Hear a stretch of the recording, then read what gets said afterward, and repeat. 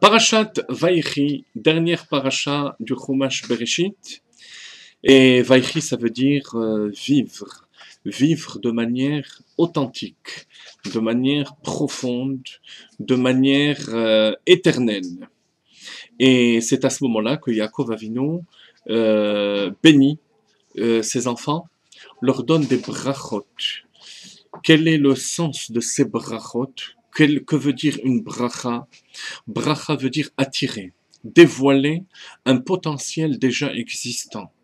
Yaakov Avinu ne va pas créer de nouvelles aptitudes chez ses enfants, mais va dévoiler un potentiel, va aider plutôt à dévoiler, à révéler le potentiel qui y est caché.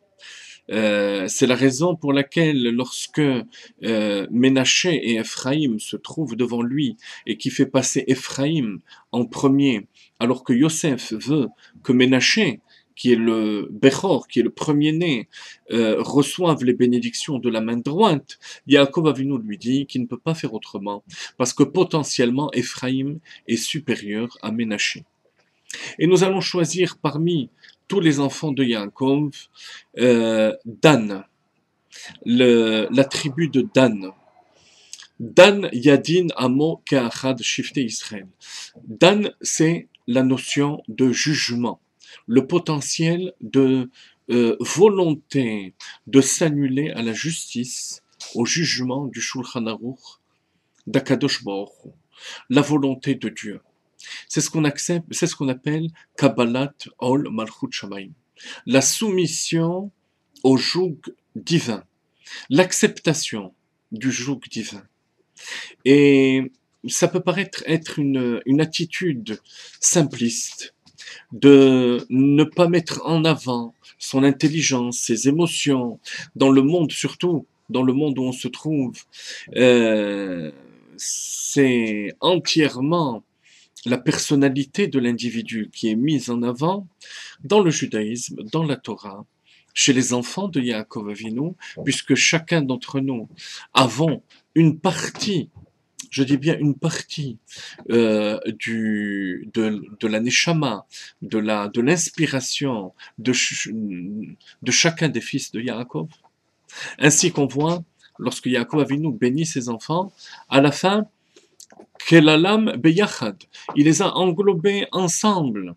C'est-à-dire que même si chacun a sa bracha spécifique, tout le monde est englobé dans la même bracha. Donc on a chez nous aussi cette aptitude au Kabbalaton, à la soumission à Dieu et à l'acceptation du joug divin.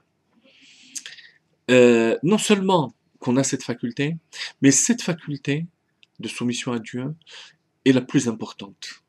C'est la raison pour laquelle la tribu de Dan se trouvait tout au fond du campement des Béné Israël. Ce qui était proche du Aaron HaKodesh, de l'Arche Sainte, c'était la tribu de Lévi, c'était la tribu de Yehuda, de Réhouven, ceux qui apparemment avaient les plus grandes aptitudes pour servir à Kadosh Baruch. Alors là, on a une leçon extraordinaire qui est valable pour toute notre vie. Ce ne sont pas ceux qui paraissent les plus proches qui font le travail le plus fondamental. Au contraire, ce sont ceux qui sont les plus éloignés. Parce que, pour plusieurs raisons. Premièrement, étant donné que Dan est attaché aux valeurs fondamentales de la soumission à Kadosh Baruch Hu, c'est pour ça qu'il n'est pas nécessaire pour lui d'être à côté de l'Arche Sainte. Il peut se trouver au fond du campement d'Israël, il fera partie du campement d'Israël.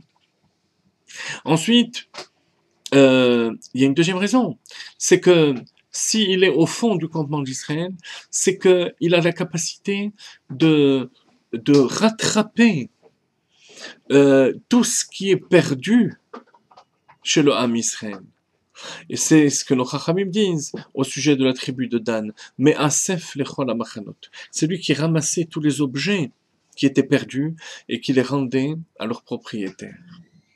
Et donc voilà, une fois de plus, la supériorité de Dan par rapport à toutes les autres tribus.